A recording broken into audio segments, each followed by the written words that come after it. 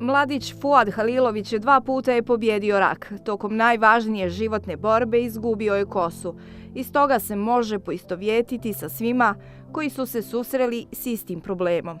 Završio je edukaciju i danas radi u udruženju Srce za djecu oboljelu od raka, gdje izrađuje perike za najmlađe. Sreća dječaka i djevojčica koji dobiju periku za Fuada je neprocjenjiv osjećaj.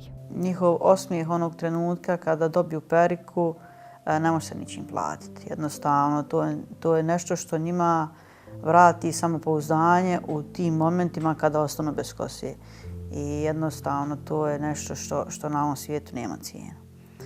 Prije svega mene to ispunjava, volim posao koji radim i sve dok budem mogao da ga radim, ja ću ga vrlo rado raditi. 40 besplatnih perika izmamilo je i toliko osmijeha.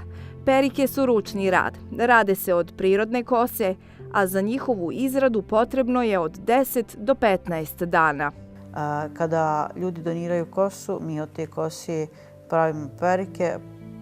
Način na koji se pravi perike jeste prije svega ta kosa kada dođe kod nas mora da prođe fazu čišćenja kako bi bila adekvatna za te perike. Poslije toga perike se pravi na način gdje pravimo trese, pola knifanje, to je trese kada napravimo, prišijemo do pola glavi, a ostatak glavi se knifa u biti da biste me razumjeli, da vam olakšam, to se bukvalno uzme kosa i hekla iglom na til koji se nalazi na kapi od perike.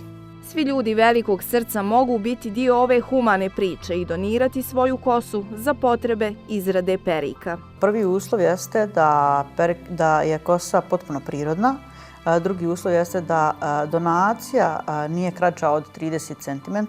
Treća stvar jeste da tu kosu nama pošalju poštom ili lično. Samo izrada perike bez kose koju mi dobijamo besplatno, znači samo izrada kose košta negdje oko 1200 maraka.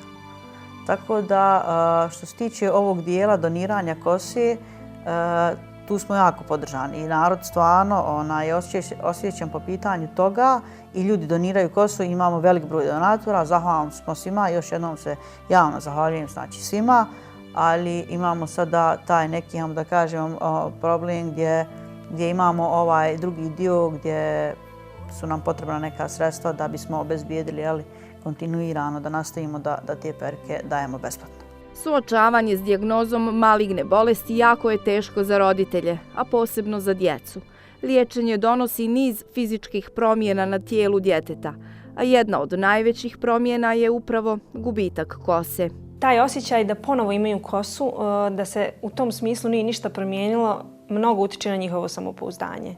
To im nekako daje neki razlog da se bore, da znaju da će se ponovo biti lijepi, jer oni u svojim očima zapravo su onako nisu više ni lijepi ni poželjni i to mnogo utiče na njihovo samopouzdanje, na cjelokupan stav o sebi i o svom tijelu, a to je jako važno. A da bi mališani dobili perike, potrebno je proći i određenu proceduru.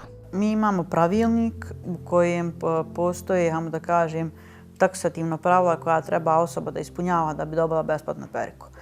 Svaka osoba koja u Bosni i Hercegovini, kada je u pitanju, kažemo, mlade osobe, mogu da upute zahtjev na naš info mail koji glasi info@srcezadjecu.ba. Poslije toga mi pogledamo njihov zahtjev, pogledamo njihovu dokumentaciju koju oni imaju, da li je to vezano za rak ili je vezano za alopeciju, pošto radimo i za djecu koja imaju alopeciju u Bosni i Hercegovini. Ako potpadaju pod pravilnik, ta osoba može da dobije besplatnu periku. Udruženje Srce za djecu oboljelu od raka do sada je imalo veliki broj akcija i svi zainteresovani mogli su se uključiti i dati svoj doprinos. Sa svojim aktivnostima, a sve zarad dječjeg osmijeha, nastavljaju i dalje. Svaka pomoć je dobrodošla. Podržite ih i vi.